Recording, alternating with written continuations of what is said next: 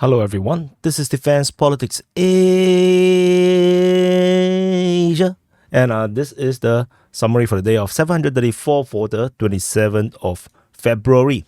And we move on to the strategic and tactical reporting. And we start off, of course, with the Ukrainian claims of shooting down of Russian jets. This time now, over the past 24 hours, 2 times Sukhoi 34 was shot down over Ukraine. There's no details as to how and where and when. So this, you just have to take their words for it. And the Russians also conducted, in retaliation, missile strikes on the Poltava air base. So there's an air base in the northern part of Poltava. And so according to this, to the pro-Russian sources, they say that a Sea King Mk-41 and a Mi-8 was destroyed in this strike. And another strike was also reported over at the Kropyvnytsky region. The Kirovohrad air base was hit as well. There is no details as to know what was hit over at this air base. Based on the pre-war satellite imagery, this looks like a helicopter air base, but of course it can be used for fighter jets as well if they want to. And there is also another airport over here. This is their local airport, so this most likely can also be used for military aircraft. We can see here it's just all civilian aircraft, but definitely this can be adapted for no military use. So I'm not exactly sure which airbase or which airport was destroyed, or not, rather got hit. Airbase cannot be destroyed, just in case you do not know. It just cannot be destroyed. And so that's all for the out of frontline reporting. And in the southern front, over at the Kherson region, we actually do not have any reports about fighting over at the bridgeheads. So that is getting a bit interesting, a bit sus. I feel that the Krinky is over. Given the lack of mention of Krinky in the Ukrainian report, there's no airstrikes being reported by the Ukrainian Defense Ministry about any hitting of Krinky. Because previously they will talk about Russian airstrike and artillery strike Krinky, but we haven't seen that report for some time. It looks like the rumors are true that Krinky has been abandoned by the Ukrainian forces, and there is a Ukrainian Sukhoi 25 getting shot down over Mikhailivka, and so this is along this Indulets River or Ingulets River, and so that is a Sukhoi 25 probably trying to do some airstrikes on the Russian position, and then it got hit. And then there is also a Russian. Should be a guided missile attack, a guided missile from probably a helicopter, hitting Ukrainian forces over in the southern part of Sadove. So that's all we know of the southern front. It looks like it's going to become a dead front, as we see. So it's going to get less and less things to talk about over this front line. And we move on to the Zaporizhzhia Front. And this is Zaporizhzhia city, and this is the Zaporizhzhia Front. So this is the Kreminna sector, Orikhiv sector, and Huyapole sector. And on the grand scale of things, there's nothing over at the Kreminna sector. The fighting mainly is over at this Orikhiv and Huyapole. Russian forces are attacking at Levatne, Melenivka, Mafopil, over in the northwestern part of Verbove, and at Robotine. Ukrainian forces counterattack at Verbove. I should use gold color. Verbove, northwestern part of Verbove, at Mafopil. And this is the current strategic situation, which means that there is active clash over in 3 different areas, over at the Mafopil region, northwest of Verbove, as well as the Robotine region. The situation at Robotine continues to be the same due to the mining, the remote mining by the Ukrainian forces on the 24th of February. The Russian forces are still stuck at Robotine. They are still unable to get out just yet. And fighting now is concentrated over on the northwestern part of Verbove. According to information from the Russian sources, they are trying to push out in this area here. They are trying to push out in the northwestern part of Verbove. And the Ukrainian forces actually launched a major counterattack against them. And however, there is no headway in terms of this counterattack. So these are active clashes over in the northwestern part of Verbove. And this push in the northwestern part of Verbove is rather dangerous for the Ukrainians because this is heading in this direction. And this could potentially go up and cut off the highway and then causing this front line over here in the southwestern part of Novoporovska to break. So this is why the Ukrainians are now trying to stop this advance around here. And of course, this could also be coupled with a potential Russian attack coming from the northwestern part of Robotine, causing a outer pincer. So the Ukrainian forces definitely is not willing to allow the Russian forces to just do whatever they want. So and then there is reports of the counterattack over at Robotine. So that's very interesting, which means that the Ukrainians are trying to continue to pin down the Russian forces that are trying to move out and capture the rest of the settlement.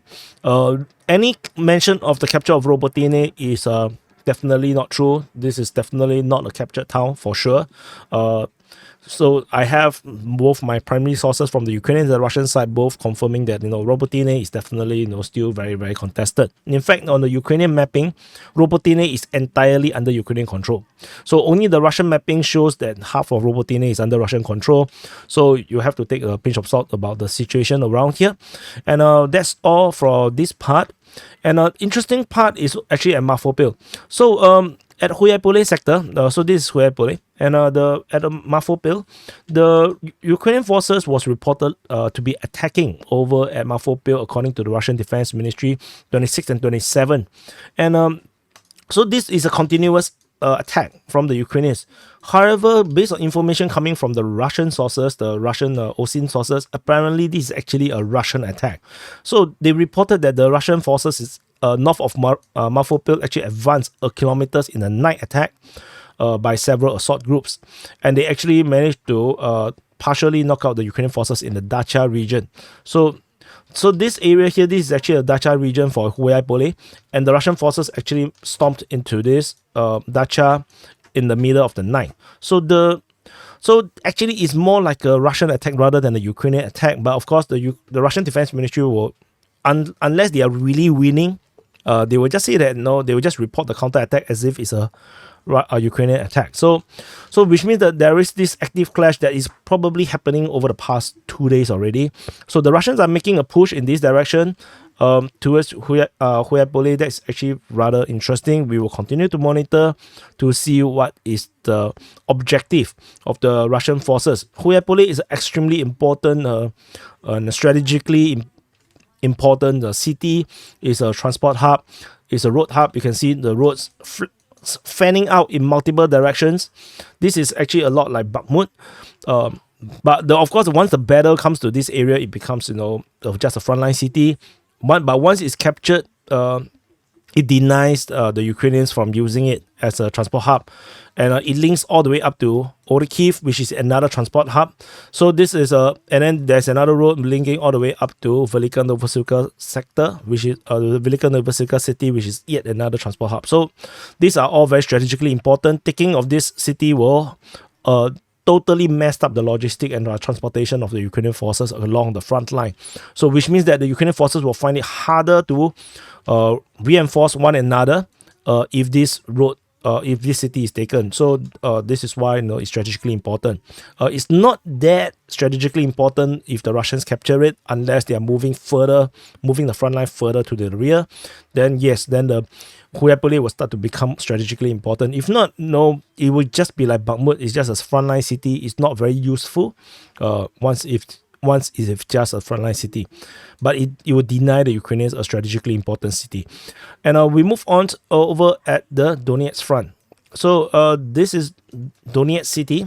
This Donetsk city, and on the western part of Donetsk city is the what I call the Donetsk Front. This is the Donetsk Front.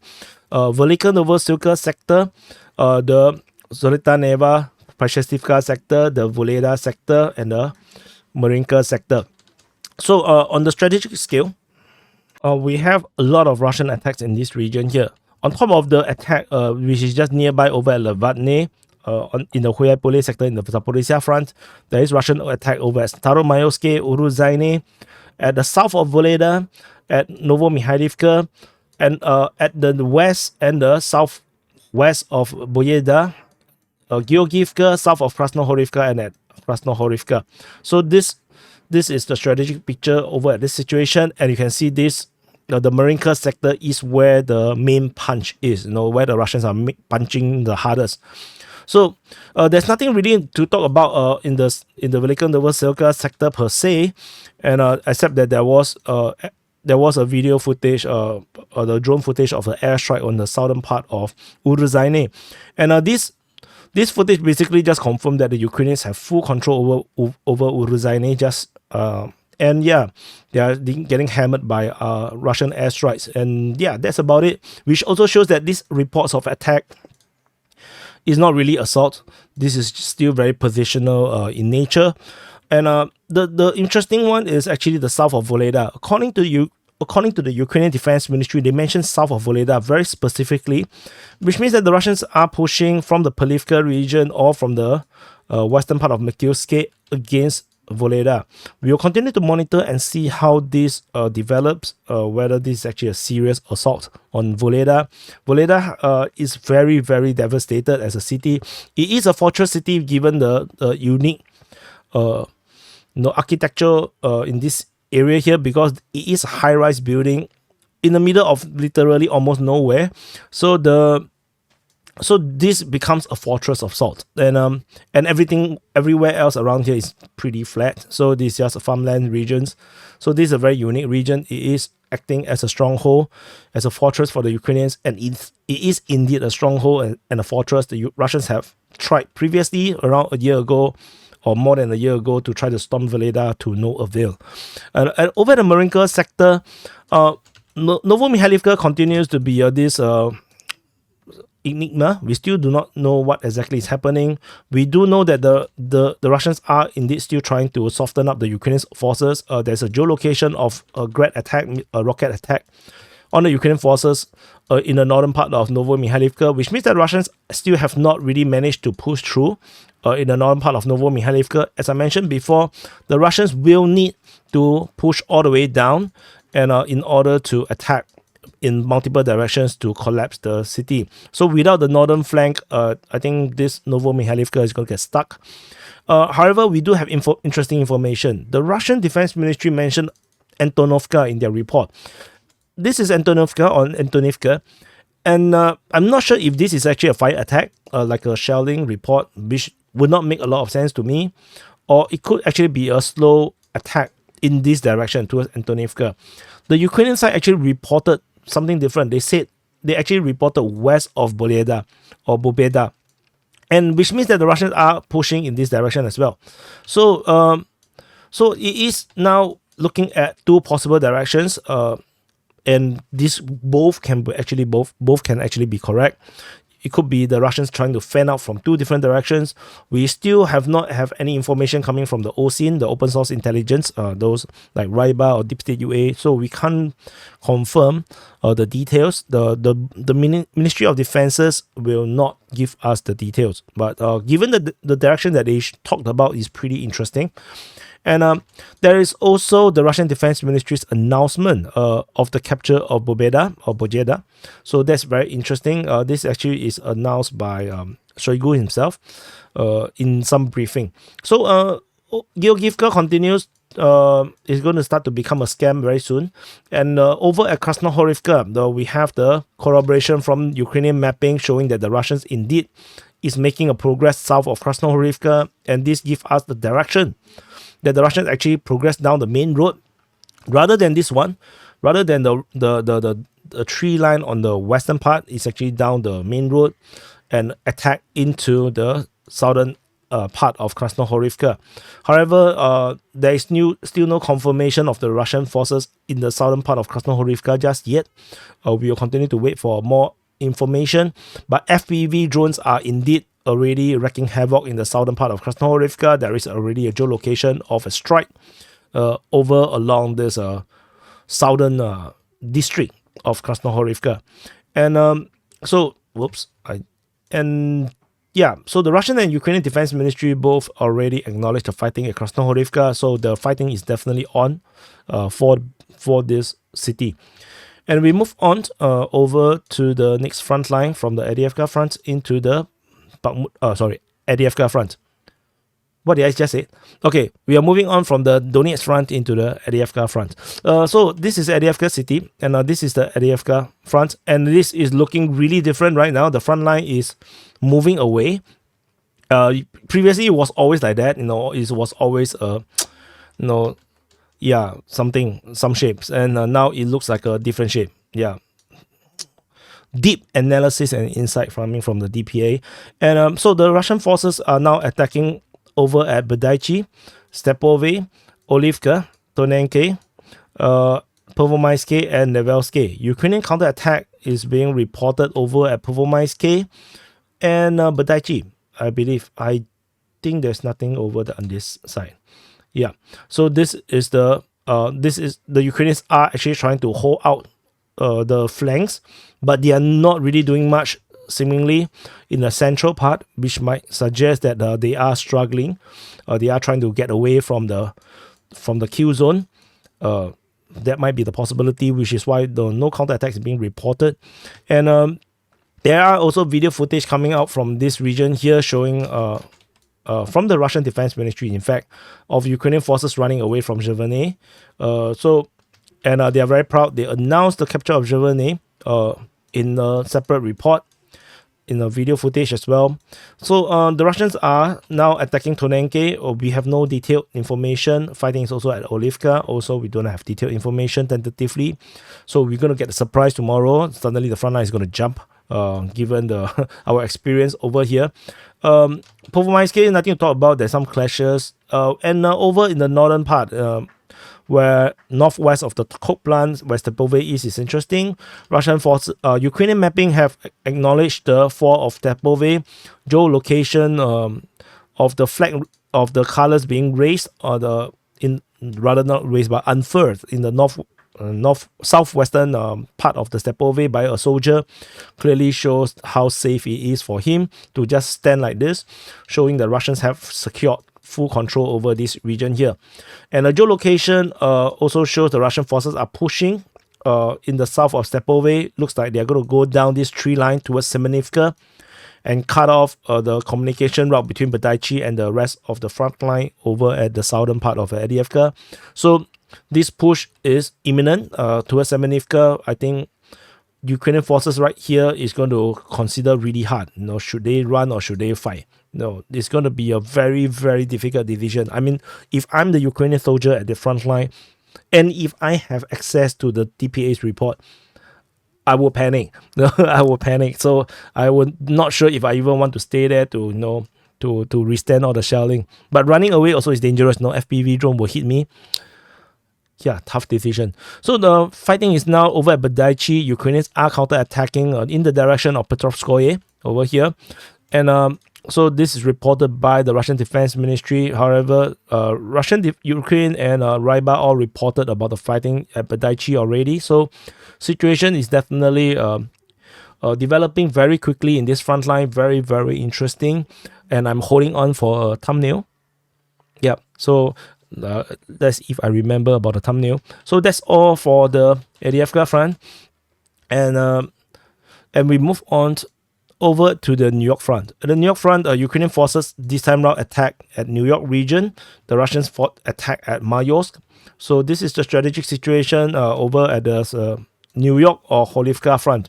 I don't want to call it Holivka Front. The reason is because although it sounds like a Holivka Front, a lot more because Holivka is a much more prominent city, but it's unlikely that the Ukrainians will push towards Holivka because they never even tried. So because the firm front line is over here, so that's why I always call it the New York Front. And we move on away from New York into the Bakhmut Front. So this is Bakhmut city, and this is the Bakhmut Front. In the southern flank of the Bakhmut Front, the Russian forces continue their usual stuff, attacking at Klishevka, Andriivka, and Kudyomivka. There is still no news about the DDFka push, so I think that is just a probing attack, and that's it from the southern flank. Over the northern flank, situation also is the same. The Russian forces are attacking at Vodanivka region at Ivanivsky. So that's all, there's nothing much. There is a TOS-1A attack, the thermobaric missile attack over in the forest north of Ivanivsky. It might be a precursor to the Russians trying to push through the forest towards Chasivya. So because the use of that weaponry is to clear fortifications and entrenchments. And once that one hit, the assault can actually go forward. But I'm not sure if the Russians actually do it in this way, because so far, when I saw the videos from the Russian side, they use TOS-1A, the thermobaric barrage. It's just to destroy the personnel. It never follows up with an assault. So, yeah. So that's it. That's all for the Bakhmut Front. Very short one. And over at the Siversk Front, there is no reports of attack except at Rozalivka. There is an attack being reported here. According to the Ukrainian Defense Ministry, they said that the Russians attacked at Rozalivka. I'm always very interested to look at this front, but it never happens. Things that doesn't last. We'll continue to monitor and see whether the Russians are going to be serious this time. But the chances are they are not going to be serious about this attack. Over at the Kreminna Front, this is Kreminna City. The Russians are attacking over at Terny as usual, and the Ukrainians are counterattack at Terny. The same thing as usual, so there's nothing really to talk about. And move on away from the Kreminna Front. Nothing Espiatove, we move into the Kupyansk Front. So at the Kupyansk Front, there's a continuation of what happened as per what we reported yesterday. The Russians are attacking at Sinkivka, Ivanivka, as well as Terbaivka. And so this continues to be the case. The Russians seems to be continuing to try to push in this area here. And I'm not sure if this will develop as some kind of a big pincer attack. So let me redraw in this way. I'm not sure if this is the intention. But the interesting thing is that there is a geolocation of Russian assault in the area of Terbaivka. So this assault is a Russian attack. They land troops over at this northern part of Terbaivka. However, we already had the announcement of the capture of Terbaivka by the Russian side. So the assault to be happening around here seems a bit weird, which means that they did not actually entrench and hold a position around here. They actually hold a position much more in the rear. But anyway, we will continue to monitor and see how this progress. I'm surprised that the Russians never took out Kotelevivka or Kaislivka. So yeah, I wonder what's the deal with the Russians. They're very, very suspicious. And that's all from the Kupyansk Front. And there's nothing over the front at the border region. So this is the summary for the day of 734 for the 27th of February. And so thank you for watching. Do press the like button, subscribe. And the super panel with Willie OAM, History Legend, and Wild Siberia is almost about to reach 1,000 views. So if you have not catch it, do catch it. It already, it is now the second highest viewed video. No, not second. Third highest viewed video among all my videos. No, that's so sad. My videos are so not 100k type of videos. But anyway, so this is definitely trending to be at least the second most viewed video. The most viewed video by DPA is actually also the super panel, but for the first year, where we have Scott Ritter on with History Legend as well as Sanya Florida. So anyway, do catch it. It's very, very interesting. People who don't usually watch anything more than 30 minutes are hooked, and they actually watch the whole thing. So if you have not watched it, I bet you will love it. So thank you for watching again. Do press the like button, subscribe, and if you want to catch all these SITREP uncut with no ads, join the Patreon. Give me to help to provide a safety net for DPA, and I'll see you guys in the next update.